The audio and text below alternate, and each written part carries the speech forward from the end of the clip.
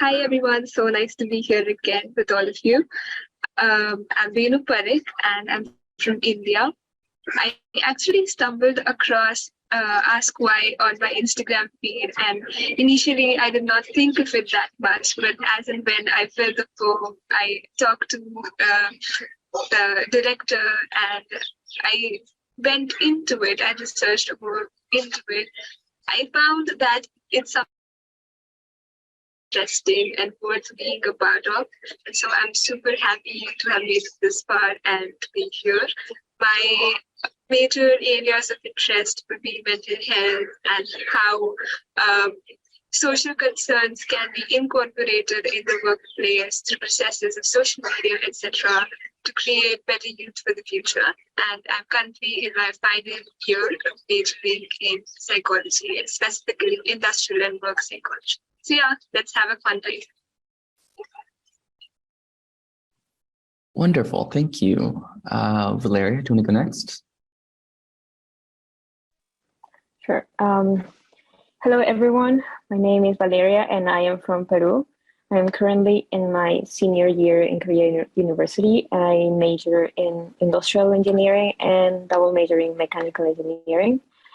And I've recently grown more concerned about social and political issues as I've been engaging more in this kind of participation in my lectures. So I saw this as a good opportunity for me to not only discuss these topics, but also have the chance to connect with people who are also concerned about these issues. And so we can all gather, discuss, and also come up with solutions, because I think that's the most important part of this, like not only discuss this and why we think that these issues matter, but also to come up with solutions, whether it's from our major focus or something. But if we all cooperate, I think we can we can come up with solutions to these issues. Thank you, everyone. And I'm really looking forward to this session today. Perfect. Regita, you're next.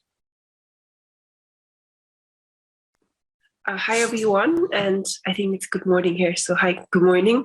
I'm Regita, and I'm from Bhutan, a comparatively very small country, but that is known for its, I think, middle path philosophy when it comes to governance. And we're relatively new to this, but hence, I think as a young person, I have always been interested in the political and the social discourse, the dialogue that took place in the country. And yeah, that's why I joined Ask Why as well, because I studied in a university whereby this was encouraged, youth safe spaces and communities to talk, discuss issues, and also bring up, find solutions. And hence, I feel like coming and asking in a very diverse platform again gives us that same opportunity one more time. I just want to say one fun fact about me, because I feel like otherwise everything else is very monotonous. My name, Regita, if you spell it backwards, is Tiger, Regita. Atiger, and that's because I was born in the Bhutanese or the Chinese Buddhist tiger year. So yeah, and this year is tiger year, so it's my year. Thank you. I love that. That's amazing.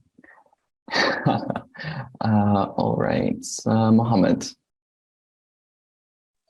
Hello, everyone. My name is Mohammed Sazzad Hossain, in short, MD Sazzad Hossain, and I'm living currently in South Korea and doing my master's in the majoring in International Trade Department of Economics in the Jeonbuk National University. However, during my academic year, I mean my bachelor program, I was very concerned about the third world countries and their sustainable developments. And especially for the human rights issues, I was very interested. And I think this platform is it's very suitable for discuss these kinds of issues, because there's people who are from different countries, different backgrounds, and different mindsets. So I think this platform will help me to understand more about the development issues, human rights issues, and especially for the youths, because youths are the nations builders of the future. So Without youth and their issues, the sustainable development is not possible for any nations. Thank you. I absolutely agree. What do I have next? Ritu, here you are. So hello everyone, this is Ritu Tripura, and currently I'm doing my master's in education, and I have already completed my bachelor's in environmental science, so two different fields. I'm from Bangladesh, and I am mostly concerned about the environmental issues because I have come from the only hilly mountainous region of Chittagong Hill Tracts, and I'm the most vulnerable of all those environmental issues, including the safe water crisis, the water issues, water pollution, climate change. So as I'm the most vulnerable I have experienced all those things. So that made me interested to explore the solution, that how youth can be engaged to collaboratively to work on finding the solution of those environmental issues. And that's all about me. Thank you. And I'm hoping that we're going to have an interactive session today. Thank you. Awesome. Thank you, Ritu. I guess that leaves me. So my name is Kit. I'm originally from the US, but I live in Italy right now. I'm pursuing my master's in arts management, but I have a background in international relations and in flute performance. My interests are in cultural diplomacy. So in terms of connecting art and politics and how art can create change at a political level, especially in terms of peace building. I found Ask Why because I'm really interested in expanding out into Asia and learning a lot more about Asia. My background's actually in Caribbean studies, and so I don't know a lot about Asia specifically. And so here I am to learn more about Asia. And yeah. I think with that, I will give the floor to Venu to introduce our topic. Sure. Thank you so much, Kit, for such a wonderful introductory session. We definitely all know each other better now, and we can relate to each other's interests and respect each other's differences always. So before we dive completely into the topic, I just wanted to give a brief introduction of why we are here and what the topic is all about. So our topic today, our topic of discussion is why is the youth important, and how do the youth interact with the concerns that we have in the current world, in the present time. First of all, before we get very into the crux of how interaction of youth happens with societal concerns, it is important, I think, to understand who exactly the youth are, or what exactly this word, this term called youth is. So the internet defines youth as a period between childhood and adulthood, which is this phase of, emerging adulthood when you're not completely an adult and you still have your passions and your vigor from when you were a child. But what I see youth as is more of a time when you have your power to the maximum. So everything, your engagement to the maximum, your energy to the maximum, and your power to make a change also to the very max. And with the changing times, we realize that we have so many different tools and ways to exhibit this power and to make good use of it. Also bad use of it, but we'll talk about that later. There's two sides to every coin, and so this is also a topic where the same tool can be used to create a positive change and also to bring destruction. So it is important for us to find a way in which we can better utilize the growing globalization, forces of the world, and bring it more as a strength to us than a weakness, right? So that was about the topic. Again, there is instances in all of our lives where we must have experienced, as youth ourselves, we must have experienced instances where we think, oh, like this is the power we have, or like this is what is different from the older generations, something that is uniquely important to us. So I would like to ask just an open question, anyone can take it up. was there an instance in your life where you were part of a movement, or let's say a part of something that made you feel that, oh, this is actually the power which the youth holds today? Anyone, feel free to take that. Regita, sure, go for this.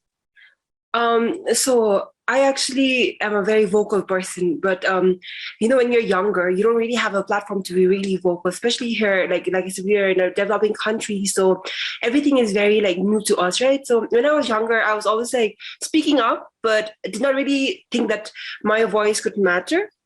But very recently, actually, and I work with the queer community as a queer individual and who works with the queer community.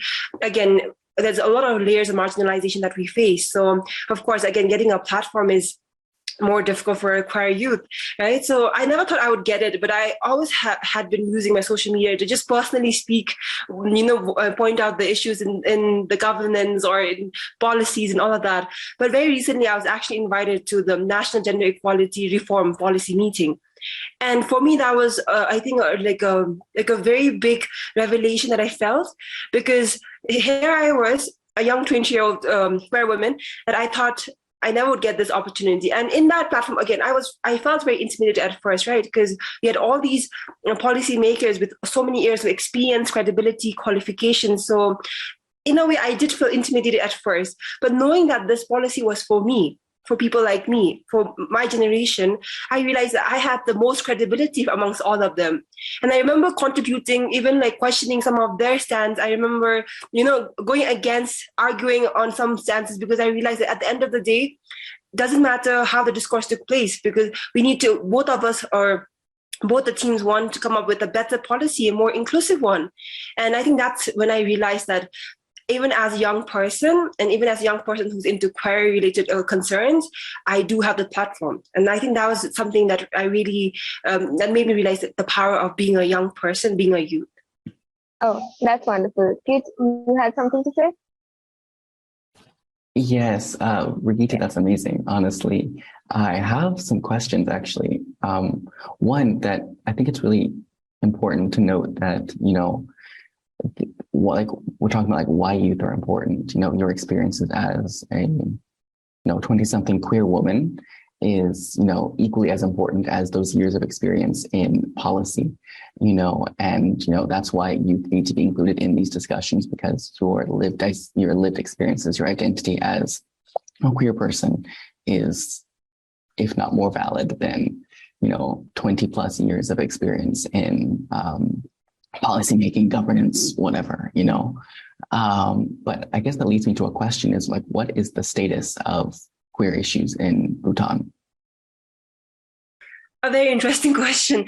So when it comes to, I think, areas of even interest or studies around queerness in Bhutan, it's really new relatively. So we don't really have data to provide you with stats. However, I can tell you that we have only 2 organizations that specifically works with the queer community. So that can tell you that, we are a small community in the first place, but that doesn't mean that we don't have a lot of queer people. I think it's just that in a developing country, the stats is difficult to take up. But again, I think one good news is that this year we've been supported by some international organizations, and we're coming up with the research actually to find the statistics and find in depth. Yes. Amazing. So this conversation, I think, it just doesn't tell you about the power of youth, but it also speaks about how much representation matters and how meaningful it can be to individuals who are part of minorities or communities that have been not heard for such a long time. So this talks about how the world is changing and how today's youth is capable of doing so much more and being so much more, which is very important to explore. And now, as we all know, things get so much more real when you look at it from the point of view of figures, numbers, data, right? So I'll hand it over to Kate, and I hope you can explain us in detail, in depth, how these figures are and how we can have a clearer picture of what today's youth is. So yeah, Kate, over to you. All right. So we were talking about how to do this, and I don't know how to do this in a non-clunky way. So I'm just going to list you statistics because that's the only way I can think about doing this. So if you'll just bear with me, and then we can talk about anything that you find particularly engaging with once I finish the list. So I dropped the link on the Google Doc to the list. It's youth stats with the General Envoy of Youth to the UN. And so these are some of the stats that I was looking over that I found were just really moving to me in terms of why we need to engage with youth on a level of governance, like how youth are actually impacted by certain issues. So in terms of education, 1 in 6 adolescents are out of school, which is 65 million people, with 1/3 of them being in South or Western Asia. And in South and Western Asia, 80% of the out-of-school girls will never have a chance to start schooling. In addition, going back on education, there are 225 million youth who are not in any sort of education or any sort of training institution, whether it's internships, apprenticeships, anything like that. They're just unemployed. For health, there are 2.6 million young people who die every year, and most of them are from preventable diseases or from preventable causes. And a large portion of those are from 10 to 24 years old.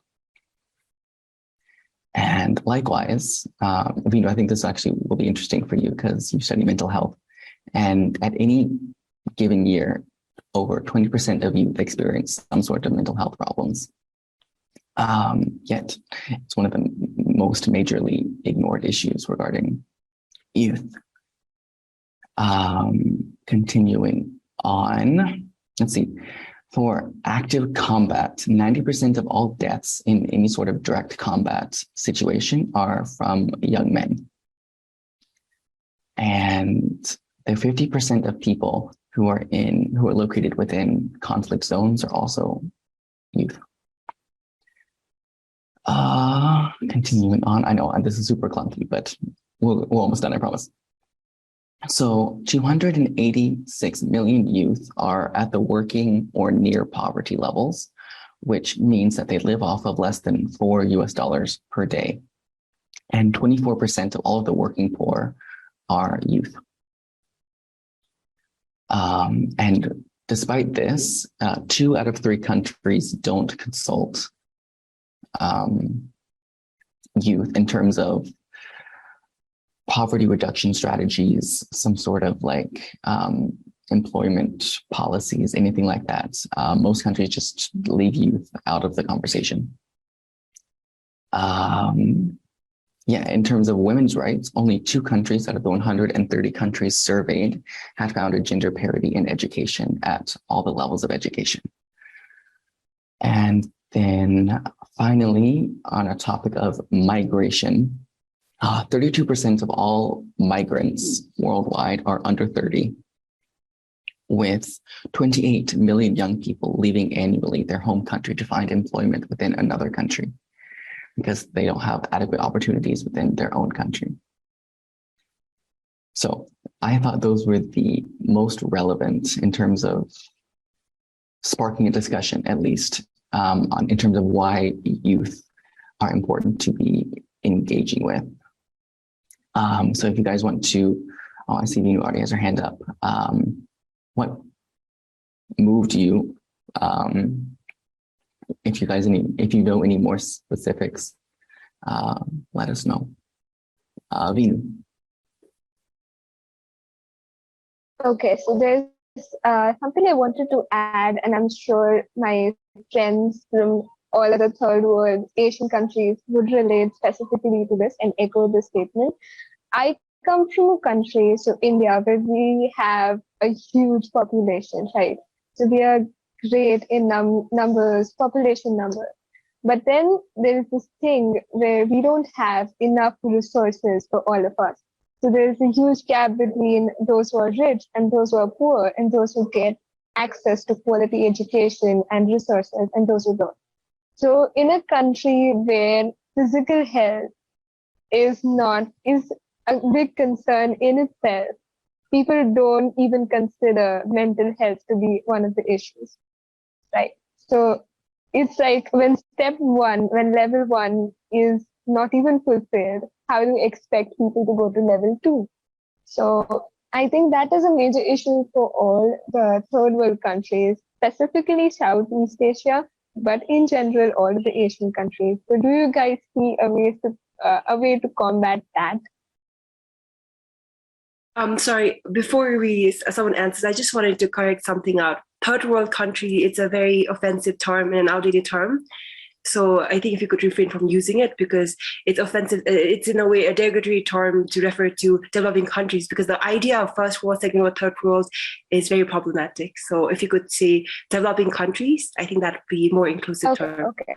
Noted. So sorry, I'll use the term developing countries for now. Thank you for pointing it out.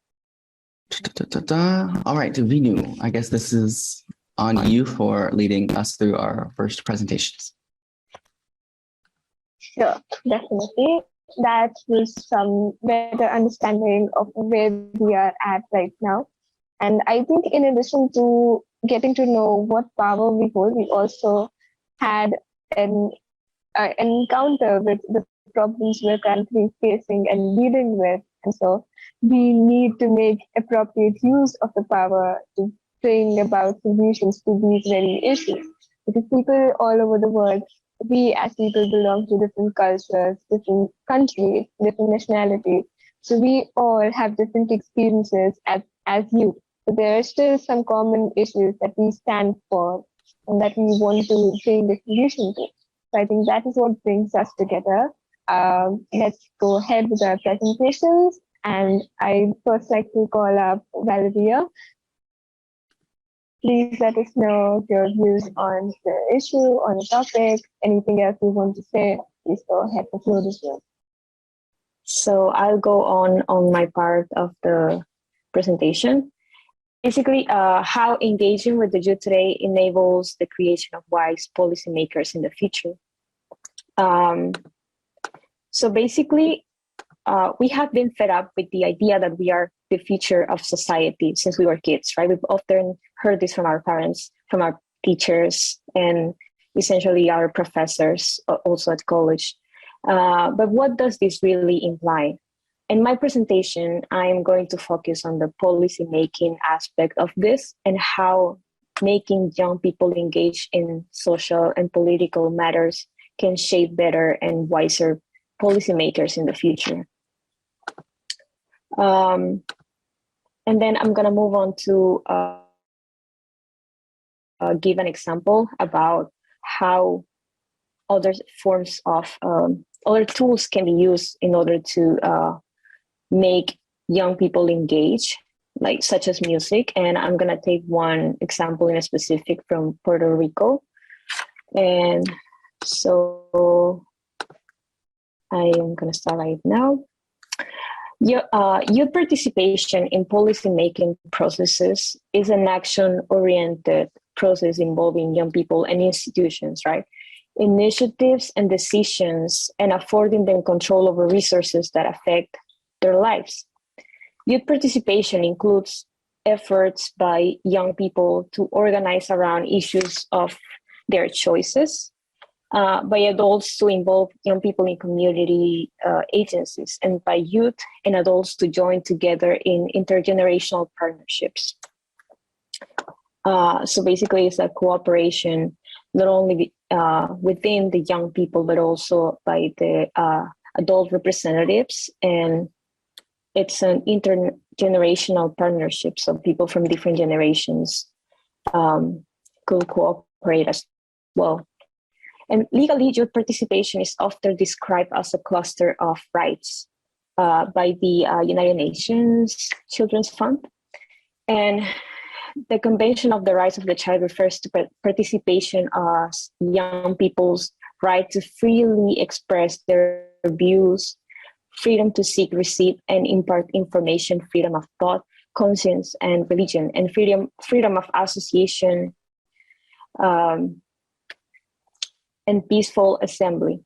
Often, participation and civic engagement are usually interchangeable, meaning civic engagement allows people to express their voice and contribute to the political functioning of their society.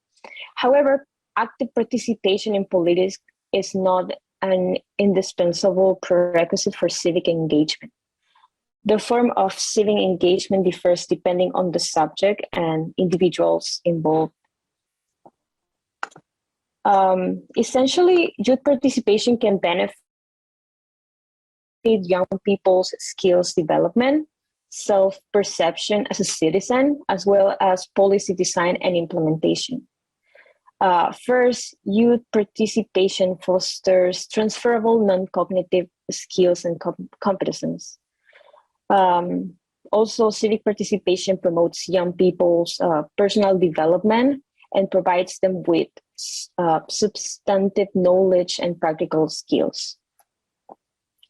Connecting with peers through active engagement allows young people to build social capital, an important competency for joint actions, which allow achieving objectives usually beyond a single individual's reach. And second, young people who feel that their views and needs are being included and respected develop a positive sense of self-awareness and identity, which increases resilience and well-being as well. Through participation, young people learn to process information and build decision-making abilities. It also allows young people to understand better how the government bodies work and increases public transparency and thus accountability.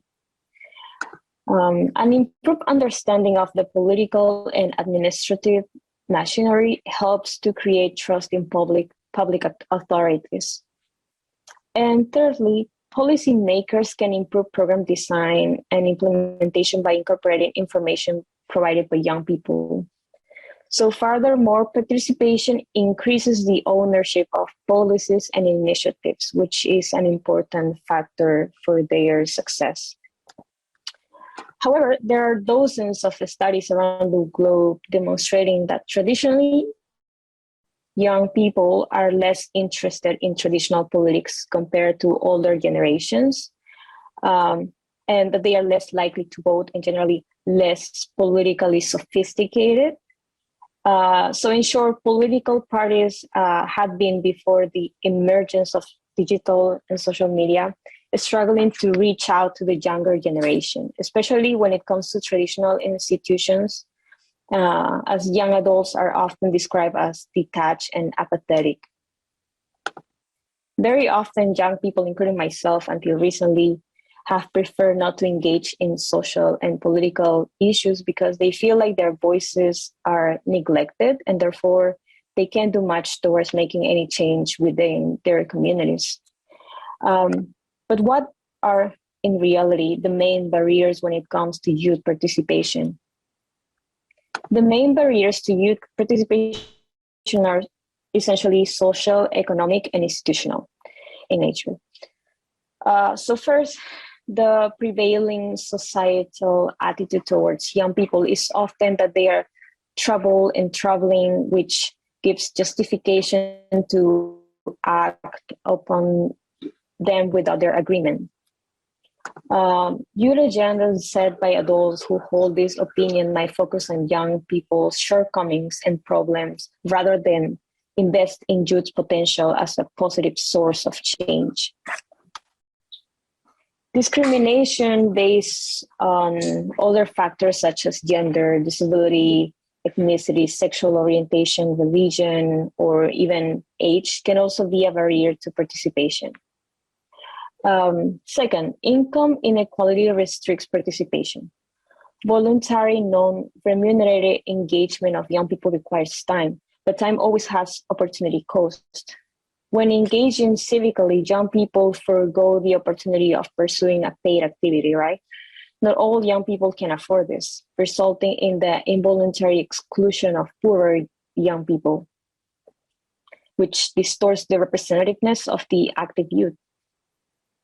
Also, financial constraints endanger the sustainability of youth associations. And third, employees of public institutions can lack the will or the knowledge to involve young people in processes effectively. Furthermore, there can be conflicts with the organizational culture and the procedures. So as I have mentioned before, even though there's willingness from young people to participate actively in political matters, especially, there's always going to be a lot of restrictions, whether it is economical disadvantages. But I feel like essentially, there's not always going to be like the representativeness can really lag from the participation of people from different backgrounds because of these constraints. So now I'm going to move on to talk about how there can be other ways for making young people engage in social matters, social and political aspects of this. Because in order for us to actively engage or to eventually become policymakers, we have to know our reality and other people's realities as well. And so basically what I wanted to focus on was the use of music as an instrument for this. And I wanted to mention the example of Puerto Rico. So basically, to give a brief background on what happened, Puerto Rico's this happened in 2019. So that was before the pandemic.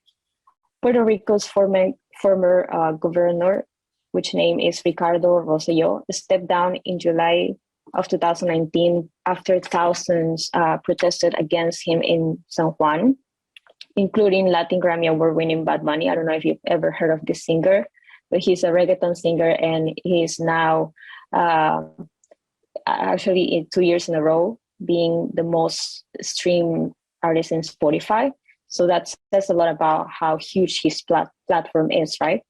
And it wasn't until recently, some years ago, that he started engaging in political matters. Like, he used his platform to raise awareness, to make people want to realize about the political reality of Puerto Rico. So basically what happened essentially, amid the rising tensions, so the issue regarding this was that hundreds of pages of leaked chat messages with the former governor and his affiliates sparked the Ricky Renuncia movement, which is Ricky Resign. And supporters used the hashtag as a phrase to signal to Rosselló to quit. On top of misogynistic, homophobic, and sexist content, his messages included decisions to withhold serious aid from Puerto Ricans affected by the hurricanes Irma and Maria, making fun of the victims instead. And this evidence of Rosselló against his people provoked the protests that lasted over 2 weeks before he finally decided to resign. And Bad Bunny did not only support the movement by attending the protest, but he was also part of creating the protest music that fueled the people, which is called Afilando los Cuchillos, which can translate to sharpening the knives. And it's a song by Residente and Bad Bunny, which was released in the middle of the protest in July 17. In the song, the artists rap about the unity among Puerto Ricans and Rosselló's corruption that has led his own people not to want nor to love him. And they talk about the former governor's homophobia, money misuse, homes still left roofless by the hurricanes, and neglect manipulation of news outlets, and much more. So social media posts by these artists and others alike were also key to the movement, because it drew a lot of attention from different medias the most important ones such as NBC News, LA, Rolling Stones, and more. So the coverage will sometimes include other Puerto Rican artists like Ricky Martin as well, who also joined the protest and used his social media to talk about Puerto Rico's struggle. So basically, Puerto Rico is a United States territory, and it has encountered a series of tumultuous events over the past several years, from hurricanes to corruption. And beyond the Ricky Renuncia movement, Bad Bunny has also used his platform to draw attention to more issues around his home and other issues he cares about. And based on this involvement and dedication to the issue affecting his people, it seems like Bad Bunny believes artists should use their platforms to give momentum and attention to crises and movements like Ricky Renuncia movement.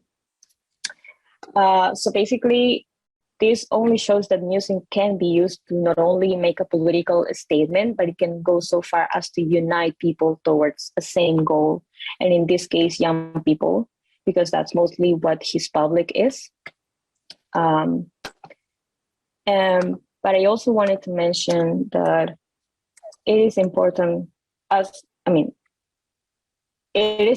for us to be provided with enough tools to get to know our own reality, the ones that surrounds us, and within our social or economical background. But also, I feel like it's important that we get the chance to see what other people's realities are like, because we cannot make any change if we don't take into account the disabled people, the LGBTQ plus community, and so many more. And if we neglect their voices and rights, or just try to look over, or just try to ignore what their realities are like, we're not gonna be representing the whole population. So I feel like, I don't know if this is gonna sound harsh, because I've had a lot of experiences in my humanity courses where we engage in discussions about these social issues, and I sometimes get comments that really concern me, because I feel like, and this is just my personal opinion, that they are only judging from their bubble of privilege, and I feel like they have to look beyond that, because the world is huge. And we come from very different backgrounds and realities, socially, economically. And for us to better represent the youth in general, we have to get out of our comfort zone and look beyond, and try to make the effort to do that. It is hard, but I feel like eventually it's more rewarding if we do so. So that's the end of my presentation. Thank you. Thank you so much for your presentation, Valeria. It was so insightful, and I think it made us all realize that when we talk of youth, we can't just speak about ourselves as people. We need to inculcate everyone's voice into it, be it from any part of the world, any socioeconomic background, any kind of physical or mental state. We are all one, and when we put out a voice into the community or into the world as youth, we need to consider everyone's opinion and how everyone is dealing with their own issues by engaging with the world itself. So I think that is really insightful. I had one small question for you and Kate. Any of you can go and answer that. Like you mentioned in your presentation, oftentimes the elder generation think that youth is apathetic, or you don't have the necessary emotional traits or abilities required to be a part of politics or governance. What are some qualities you think is important for youth today to imbibe in themselves, to be, mature enough or skilled, equipped enough to be a part of politics? Could you repeat once again the question, the main question? Because I couldn't hear well. Sure. What are the qualities you think are necessary for youth to imbibe in themselves to be better citizens or to be equipped enough or skilled enough to be a part of governance or politics?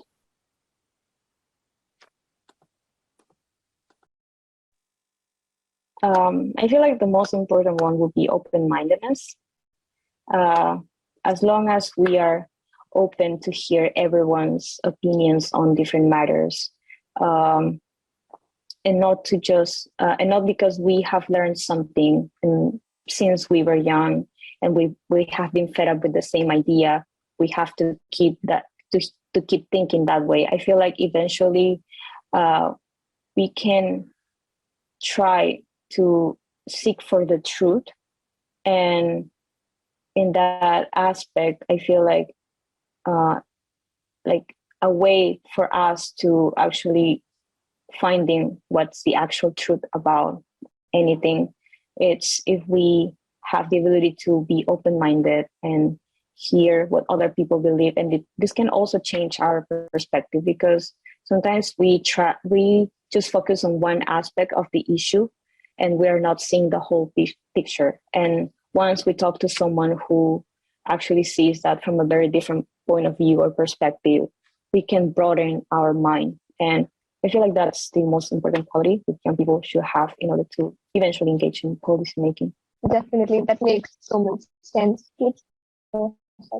I think, this is going off of what Valeria was saying, but, taking it, I think, a step further in terms of doing open-mindedness, bringing compassion back into politics. I think compassion is not something that you are, it is something that you do. And so kind of actively thinking about the ways in which, my actions, my policies, my community, whatever, how that actively affects the lives and emotions of people around me. It's not just, a sterile environment that is emotionless. And, I feel like a lot of government buildings kind of give off this, unwelcoming feeling, which I think is the exact opposite of what it wants to do. No, it's supposed to invite community. And I think we have to really focus at the heart of why we do what we do in terms of, compassion is the crux of it, right? We want to make sure every action that we do is compassionate. In order to be compassionate to people, to make these changes we want to see, we have to act in ways that are compassionate. So recentering compassion, I think, is a critical component of being open-minded. Definitely. I think Regita wants to add something. Please go ahead. One more point, I think it's important to have critical thinking skills, and the reason for that is because when it comes to politics, for example, I think a lot of us know that most politicians are really good public speakers. So the way they would use a compassion as a performative tool to convey the audience, convince the audience, it can oftentimes blindside the audience, and that has happened in many of our countries over time, right? So I feel like as young people, if you're part of a political discourse, it's important to be able to critically evaluate what the other person is saying, the policies in place as well, if those are practical or not, because oftentimes, again, policies are all in the air. It's very fictional in a lot of ways, not practical. And so if we just go by the word, we can be fooled in a way. So I think critical thinking skills is also really important to develop for young people when they take part in political discourses. Definitely, that is a very good point, Shiv. And I think it is important for us to be both mindful policy makers as well as a mindful audience. So yes, that's definitely something really important. Kit, would you please like to go ahead with your part of the presentation? Sure. Okay, so my theme, I guess, is playing devil's advocate. So I was thinking about why we believe youth are important. And so I was thinking about this Lao Tzu quote where it's in order to know your enemy, you must become your enemy. And so in order to really understand why youth are important, we have to dive into the reasons why people think we are not important, I think, in order to learn how to combat those ideas and really get into the nitty-gritty of who's opposing us as youth. So as I'm sure all of you have heard, there's a kids these days type of thing where the youth are seen as less respectful, less intelligent, rowdier, rudier than the previous generation. It's seen as a societal downgrade, just a degradation of societal values. And so I really wanted to explore that with you guys in terms of why people think this way. I'll get into a second point, but I think the first thing I want to mention in terms of combating this, I'm going to call it a phenomenon. I don't know exactly what else to call it, but is that it's not solely segregated to youth. So as a classical musician, we're told the very same things about our whole field. Classical music is a dying field. No one's going to want to listen to Mozart, Bach, Beethoven anymore. And so, it's a very similar kind of discourse in terms of music these days is degrading. It's not as high quality as it used to be, whatever. But if you look at music history, people have been saying classical music is dying since 1500s, since the very, very beginning. As one type of music gets replaced by another. I'm not sure if you guys know much about classical music, but as with any art form, there is eras. It goes from classical to romantic to modern to contemporary. And so as the genre evolves, the old people, I guess, the people who are from the previous era of the genre will say, okay, our genre is being lost as it morphs into a new one. And so the discourse around classical music and even around generational differences is very, very similar. So I started to explore that. And Venu, you'll have to correct me if I mistake my psychological terms, but the term I came across is memory bias, where people relate the present to the past in ways that are not actually substantive. So when we think about the past, whether it's former classical music eras or even, generations past, whether it's Gen X, boomers, whatever, we equate the knowledge that we have now with my sense of identity. I push it back into the past. And so I realize my own sense of identity as existing in the past rather than existing currently. And which is why people tend to have a more nostalgic view of the past, because they associate what they know now, like hindsight is always 2020, and they associate what they know now, how they feel now with how they felt and what they knew in the past. And it's not always congruous because people have been saying, this generation is the worst since 1,000 years ago. It's not a new phenomenon. It's not a new conversation that we're having. And if you see, there are very little statistics to actually support that fact other than just differences in generational, outlooks or how people communicate. Yes. So that's kind of the first thing I wanted to disprove in the first place, is that, okay, this conversation is not new, but it is easily disprovable in terms of psychological analysis.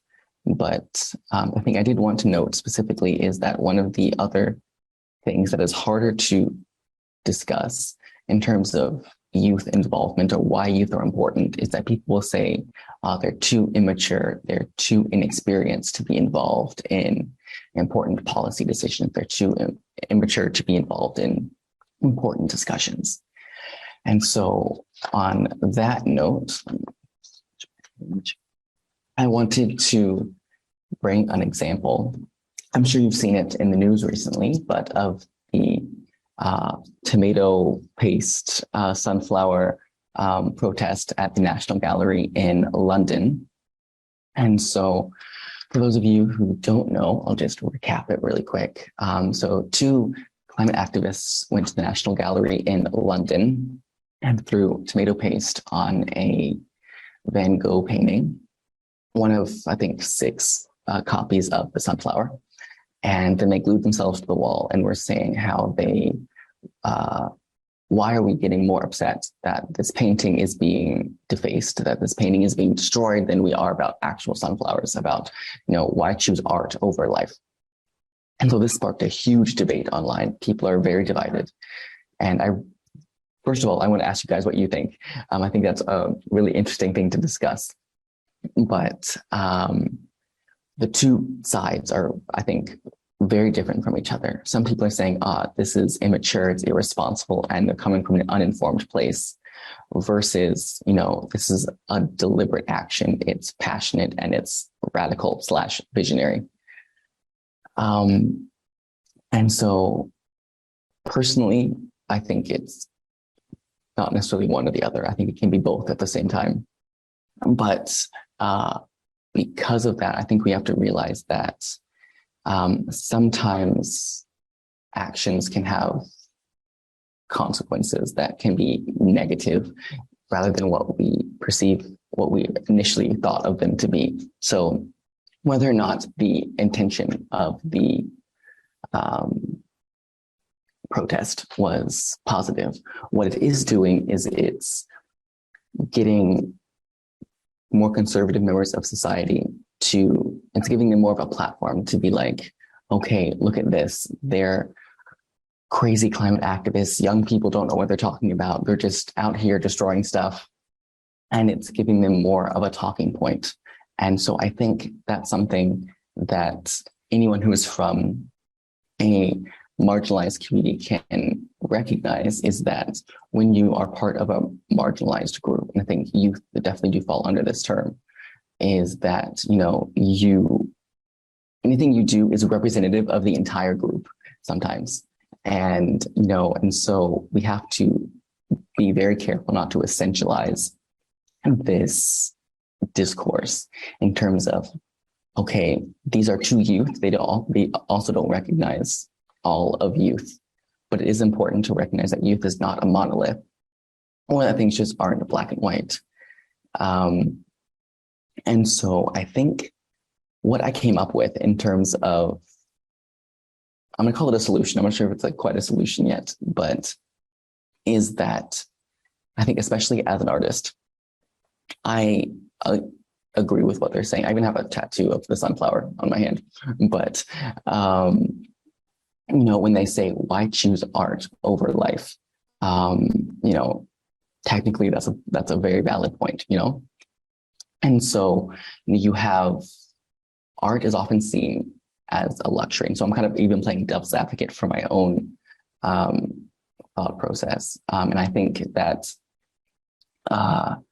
art is more than a luxury, but at the same time, art still does exist as a luxury at the same time. I think 2 things can exist at one time, where art is inherent to being human. It's a very central aspect of humanity, of creation, but it's also, at the same time, it is just art at the same time.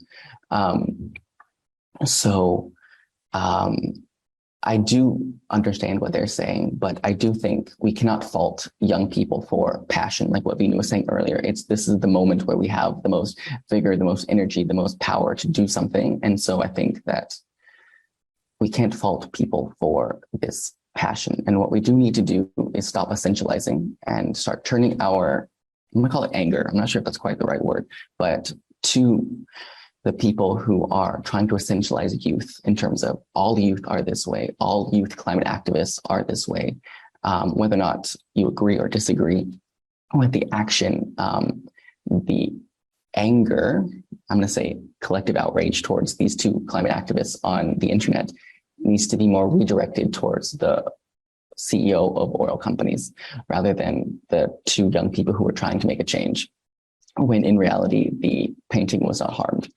And they did do what they intended to do in terms of, we are talking about the issue. We are talking about their, protest about climate change, about oil.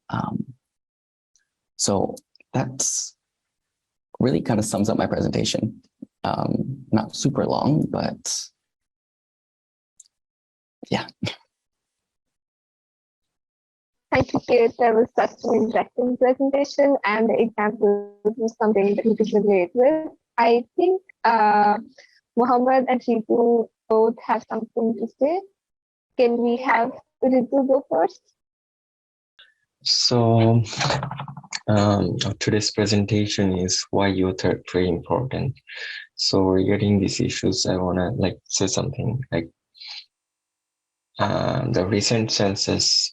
It's showing that in the world now there are 1.2 billion youths, and their ages between 14 to 24. And I think youth are very important because of our nation's building, because our future humanity are humanity and the environment, everything, it's in the hand of youth. For example, in our country, and the total population is 160 million, and among them 9.28% people are aged 60 to 100 years. However, 27.82% people are youth. And in our country, I think they're getting the most priority in terms of education and in terms of future thinking. I mean, in our country, in the secondary school level, they are being introduced the national elections, and also in the university level, we have they are being teaching the politics. I mean, there are several political group, and they know how to run a country in a better way. They have the divide and debates in the university level. They have their own elections, and most of them for the sustainable development. I think they are very curious and very aware of the human rights issues too, because in the university level, they campaign for the students' human rights. For example, protections on the road of the students, and it's very interesting things. Today's youth are very concerned for the futures, for their rights, for their own rights.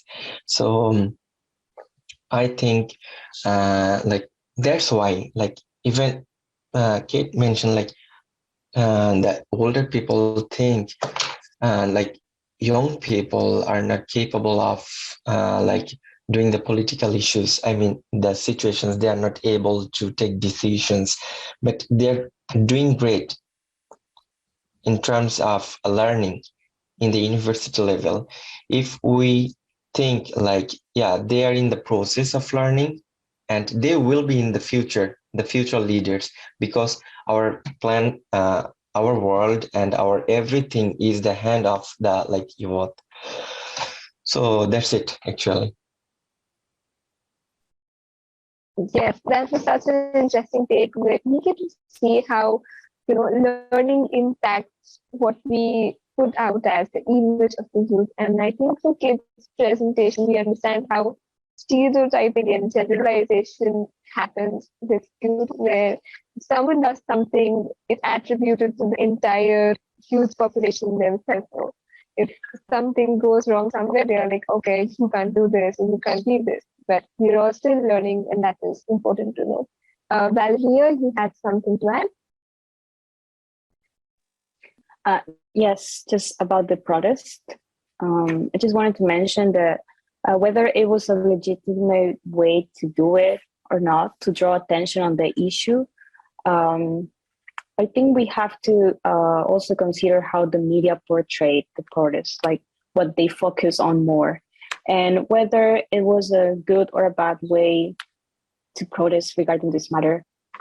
It could be discussed. It is debatable, but essentially, I think what they wanted to do was to just draw attention on it. Whether it was good or in a bad way, it made people who were entirely unaware of the issue, like, for example, me, because I never read about it before. I was never aware of that. But it basically, because I saw the video and it became viral, and it also made me feel a little anger, because I was thinking that is not an appropriate way. What does one thing have to do with the other? But it made me research, like do my research, because there's a lot of like resources that we can find online, and like eventually you can like form an idea of your own, like an opinion of your own, without just relying on what the media portrays and shows you. And this also reminded me of what happened like a month ago or something in Seoul, where there was a protest in Seoul subway station by the disability movement, disabled people's movement for mobility rights.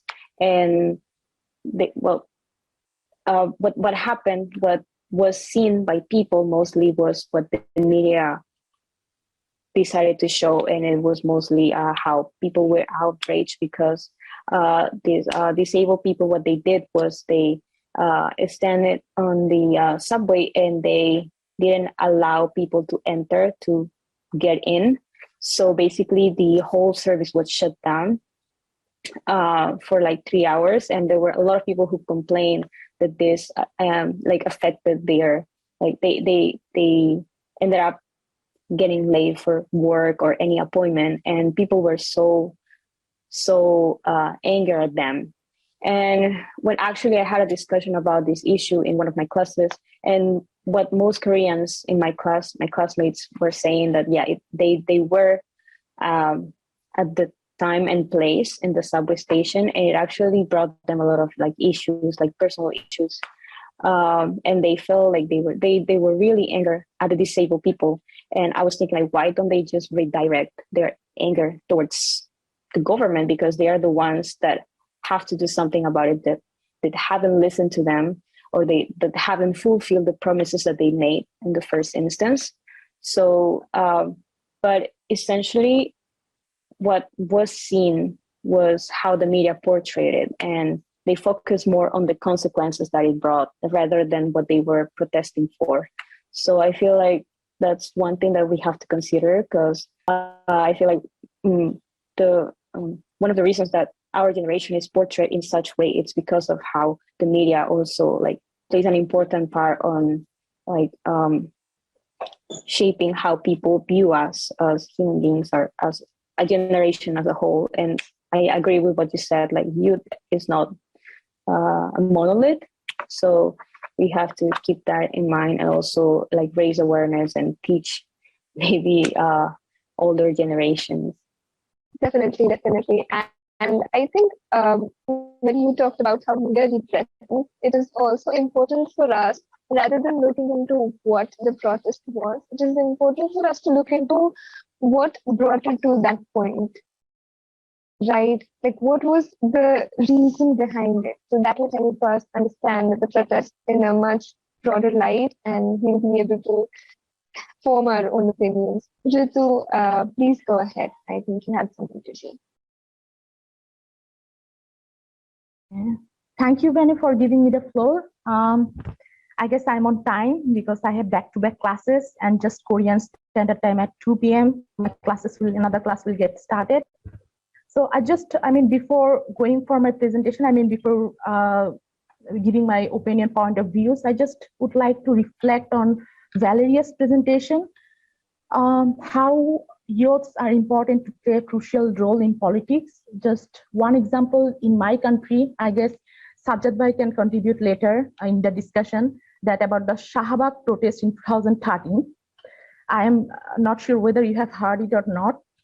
The Shahabag protest in 2000, it initiated by youth of Bangladesh, and that started with just one post in blog and in the digital platform. So it has started with demanding that death penalty of one of the war criminals during the Bangladesh Liberation War.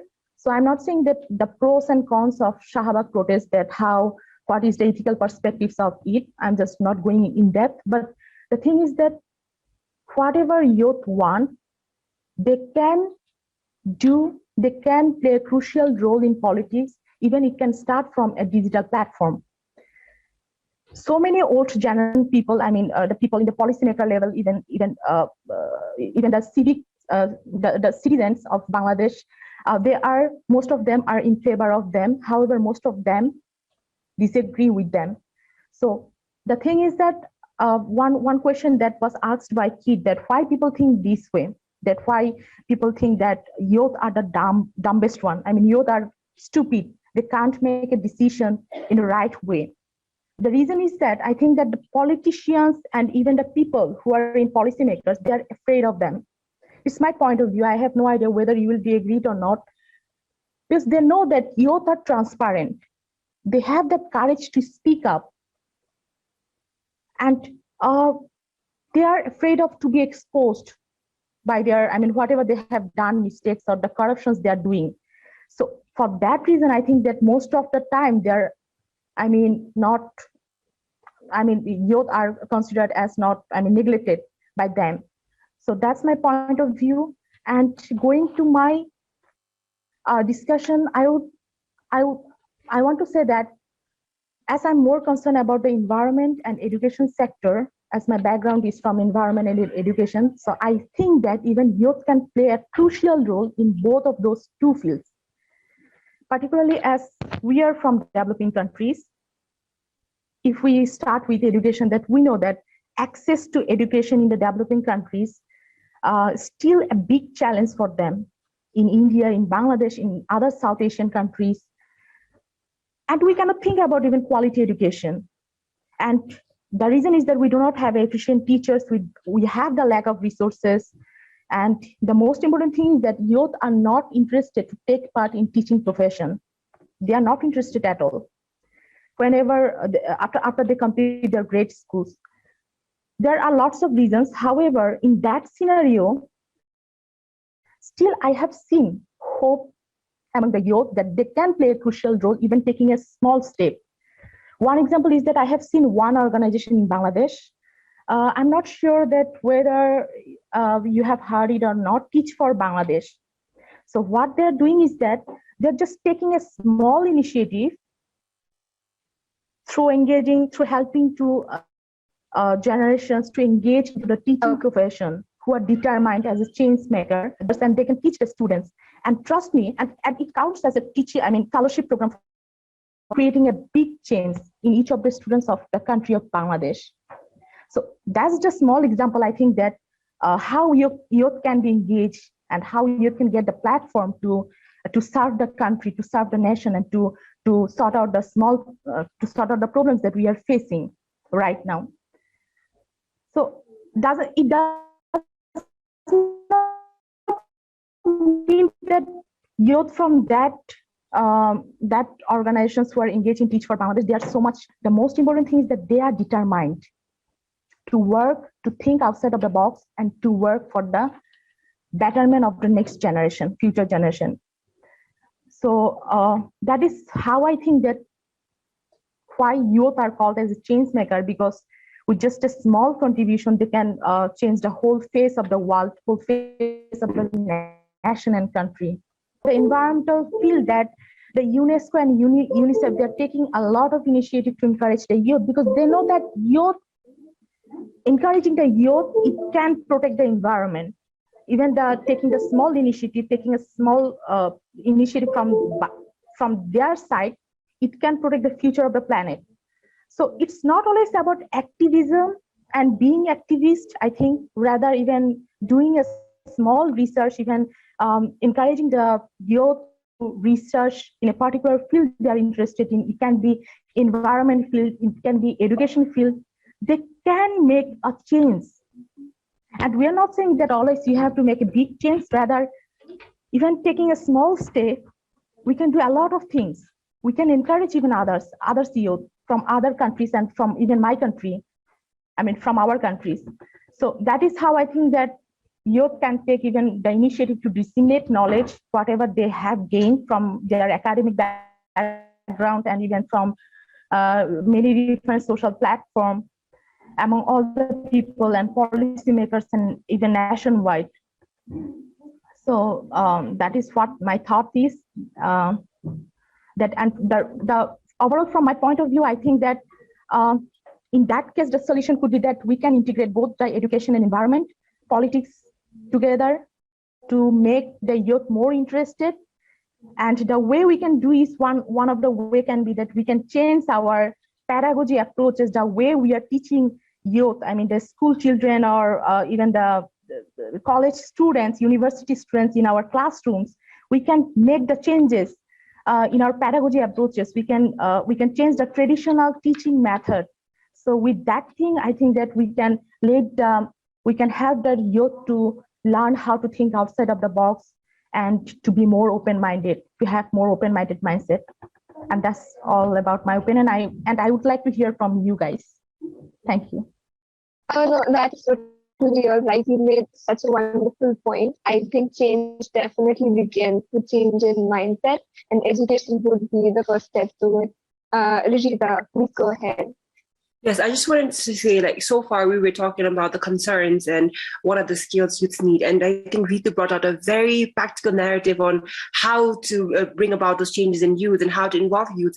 And I definitely agree that education is like the best and the most practical way to go about, because like both of us studied in the same university, so I think I can vouch for that the change in education that I received in my undergrad really made a big influence in my life. And the way she said, when it comes to activism or even contributing to social or political discourses, it's not a matter of just being vocal and loud and just out there. It is even as small as like doing a small research and contributing data, because oftentimes, again, in the global south, data is a concern that we have, that we don't have enough or qualitative data to represent what the issues are. So I think, Ritu, thank you so much for bringing that out, because for me personally also, this is a reminder that oftentimes the approach that I take does not have to be, again, visible for the world to see out in there. It could be as small or as strategic as like conducting a research around this issue. So I just wanted to point that out. Definitely. I think education is so much more important, and knowledge and awareness are the biggest powers of the 22nd century and 21st century. So yeah, we are definitely going in that direction. Now, addressing the elephant in the room, when it comes to youth, the biggest discussion oftentimes revolves around social media. For that, I think they wanted to say something. Okay, go.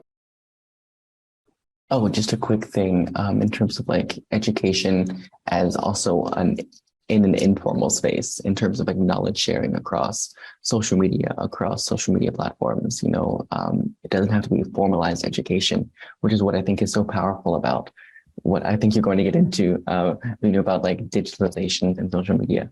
Yeah, just a quick note on just that. Sure, I was actually going to hand it over to you for the next part, so please say that. Okay, perfect. All right,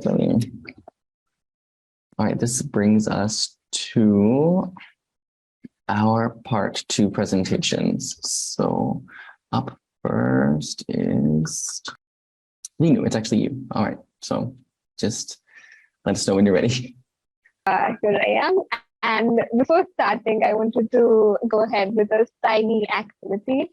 So I randomly just pick anyone. Regita, I'd like to ask you, who was your first role model as a child, and has it changed with years? A very interesting question. I think the first person I looked up to was definitely my father, my dad, probably because of the kindness that he showed. And also, I think growing up again in a developing nation, in a close-knit communal society, there was a lot of, restrictions or boxes that people put you in, especially as, again, a girl. But my father never did that. He was very encouraging to the point that even if I came up with the most radical choice of hobbies, for example, modeling or even like wanting to learn guitar one day, he would never be like, no, or that he would never impose gender roles on me. And that played a really crucial point in my life. And I think that's why I am the person that I am. So I think growing up, my father was my role model, and he's no more, but even to this day, I definitely look up to my father, and I look up to the life he lived and the principles he passed down on me to be a better person. So yeah, I think even to this day, I still look up to him. That is wonderful. You definitely learn so much and become such a wonderful person. It's great. So now, putting it all together into my topic that I'd like to talk about was how setting role models and social learning helps us form our image as a youth. So being a psychology student, we have this concept of vicarious learning when we study in class, where it talks about how a lot of our behavior and value systems come from the people that we look up to, or essentially role models, right? But a thing that I'd like to highlight over here is with the newer generations and with such rapid digitalization and globalization, it is so much more easier for the youth to just start looking up at anyone. So it could be just a photograph, an article about something, a YouTube video, or let's say a 15-second reel. And that is all it takes for us to idealize a person or to choose them as a role model. Now, there's two sides to this because role models can have a very positive impact on you. Like Muhammad said, his role model impacted him in a very deep way in the sense that he wanted to learn more and do more for the society. And on the negative end, if people stumble across the wrong role models or role models who are not, elucidating very healthy behaviors or are not aware enough or in the not right talks about the environmental or the political issues that are going on, that can create a very big negative impact on the youth as a whole. Because it's so easy right now to be influenced and to influence people on both ends. So my concern today that I wanted to bring to the table was how do we create role models in a better way or create role models that are effective enough or capable enough of creating a positive change in the youth. One important point that Ritu brought out is education. Definitely, it is important not only for us to educate ourselves, also for people from any walk of life, no matter how high they are in their positions or how far they are in their careers. It is important for us to keep educating ourselves, keep learning more, stay up to date with what are the concerns around us, and most importantly, to be respectful of diversity and of each other's opinions, right? Because right now we live in a world where all of us are so different, not only as communities, but on the individual level too. All of us have such different opinions, and it is important to agree to disagree, right? So I can't just impose my opinions on someone and be like, oh, this is what we are doing and this is what you will have to do. That is it. I need to provide room for people to grow and be respectful of what they have to say too. And so that is how I think we can be a better community, accepting people's opinions and educating ourselves. Like Valeria said, being very open-minded and taking time to ensure that we have our own opinions on things rather than relying on media or, let's say, social media posts or specific role models for getting our information and things, research it ourselves, build our own opinions, and stick to those opinions and stand by what we believe in. I think that is a very important thing. Apart from that, I think role models can also facilitate a very positive social change. Here, I wanted to talk about the two sisters. So, Lee Jae-young and Lee Da-young, if anyone knows about them. They're also called Olympic sisters of South Korea. They started the anti-bullying campaign similar to the Me Too movement in South Korea, and slowly and gradually, every question, a lot of teenagers, a lot of youth started opening about their experiences with bullying, and it turned out that it was not so uncommon as we think, and it was more prevalent than we would like to believe. So in that way, I think role models somewhere facilitate a very positive movement in the youth as well. So yeah, that is how I wanted to put it, because a lot of what we learn today comes from the environment around us, and it is important for us to carry in all the information, but still filter out what we are choosing to do. Awesome. Thank you so much, Venu. Really insightful. I really enjoy how you connected, Regita and Mohammed's individual experiences. Amazing. I do want to just say quickly though that we are running out of time. And so I'm going to try to push us on forward a bit sooner. So Regita and Mohammed, if you guys want to just go really quickly through any like of the major points you guys have to say, we'll go Regita first and then Mohammed, and then we can wrap up. Yeah, so not super rushed, but start thinking that way. So I think, Go ahead, yeah, Regita. so far we've been talking about youth, and my personal topic was youth-led campaigns, and I think that's just like a very common theme right throughout this conversation. But I did want to just point out three, I think, very well-known youth activists or advocates who've led youth-led campaigns, and I'm gonna call out their names and let's see if you know them. So do you know Greta Thunberg? Do you know Greta Thunberg? Do you all know? Yes. Yes. The second one is Malala. Yes. Right. Now I want to bring out a third name. I'm sure most of you don't know this. Mahsa Amini. No, right? All right. So just again, sum it up. So we know that Greta Thunberg was a very young activist, climate change activist, who took a very unconventional route when it comes to protesting for climate change, right? So what she did was like she stood outside the campaign, stood outside the place and protested. And this became so global that now we have Fridays for Future. You know, everyone on Fridays are like calling out or, you know, like trying to write to their politicians, policymakers, and trying to advocate for climate change. That's the first one.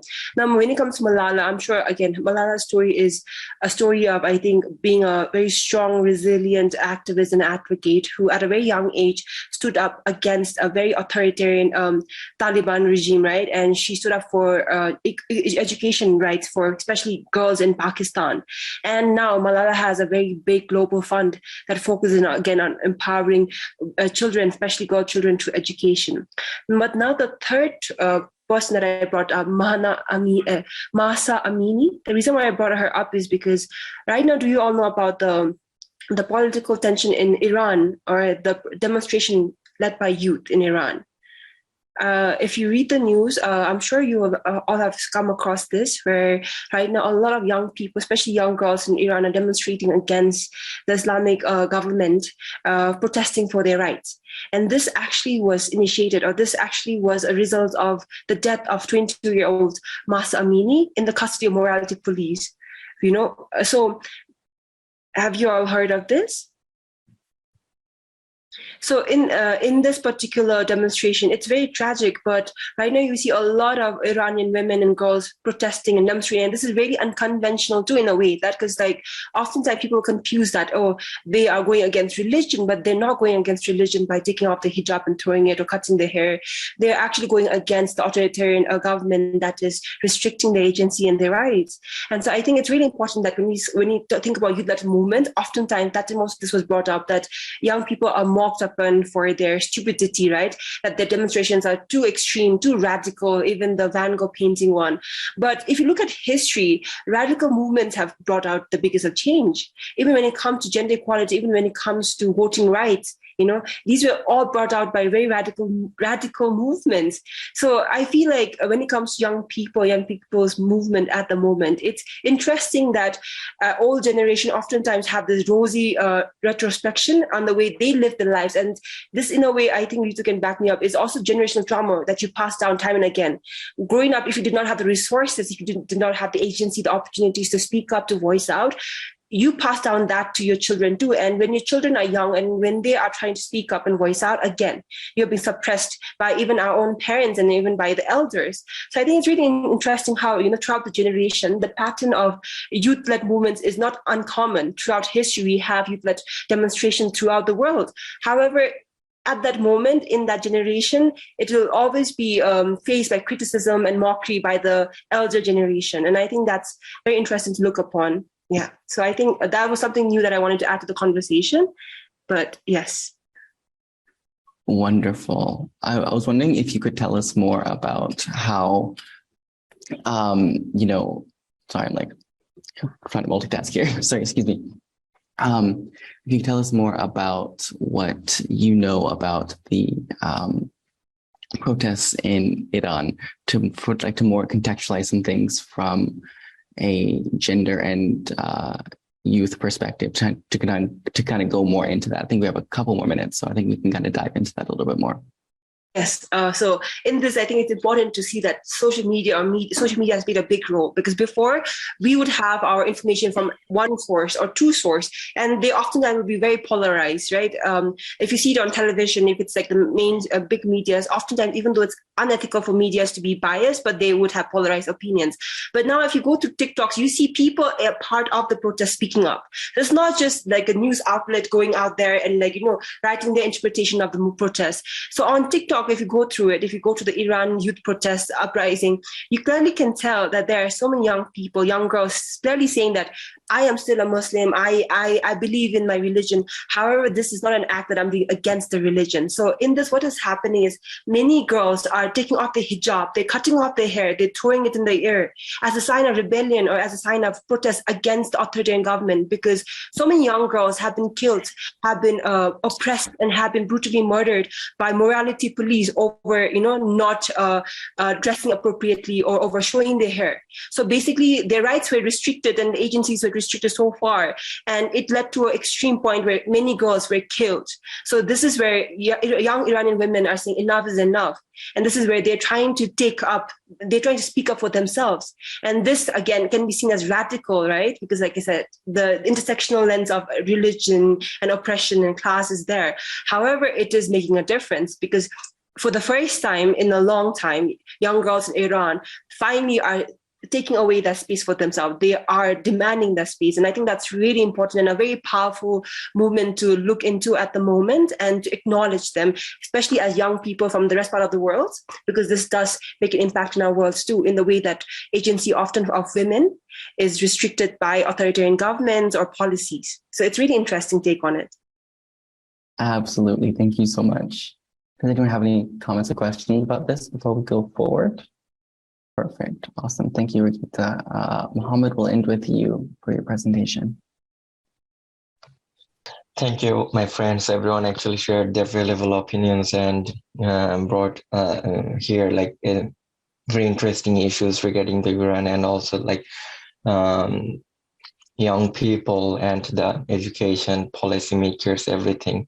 And actually, I just wanna, my last word is like in the modern era of this, like, I mean, in the present time, we are focusing on the sustainable development, and sustainable development can be achieved in three ways. For example, like economic growth, social inclusion, and environmental protection. And I think youth are very much engaged in these three areas, and because they're the future leader. And actually, my every single friends have mentioned very like informative informations, and I think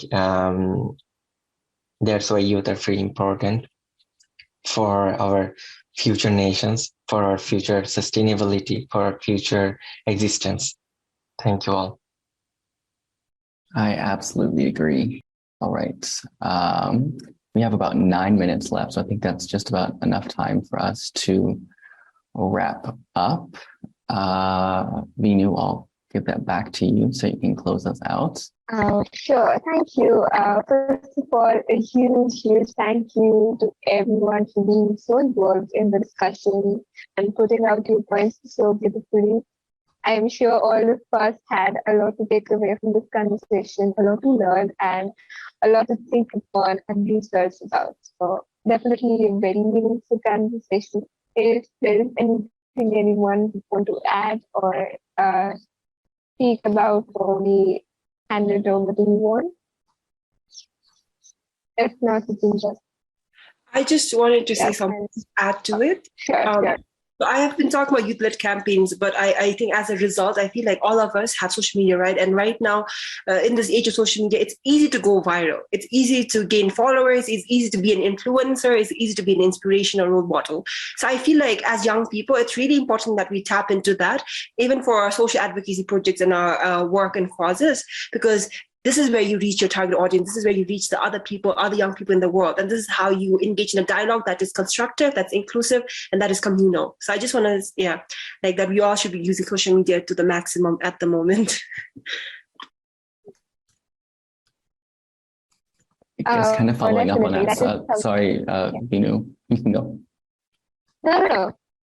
All yours. Okay, I was just saying that kind of following up on that, as I know we didn't have a lot of time to kind of dive into everything that we wanted to, but through connecting on social media, through our online activism, through our WhatsApp chat, whatever, we can kind of get into more of that if you guys want to, expand more upon what the topics we talked about today. Like this isn't the end, honestly. Like this is just 2 hours, So just as a reminder, absolutely agree with what she said.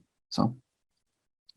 Sure. Great point to both of you. And yeah, knowledge is as much as you can take in. It's never too much information, never too much awareness. So definitely let's continue using our platforms for what we believe in. And yeah, thank you for this wonderful discussion today.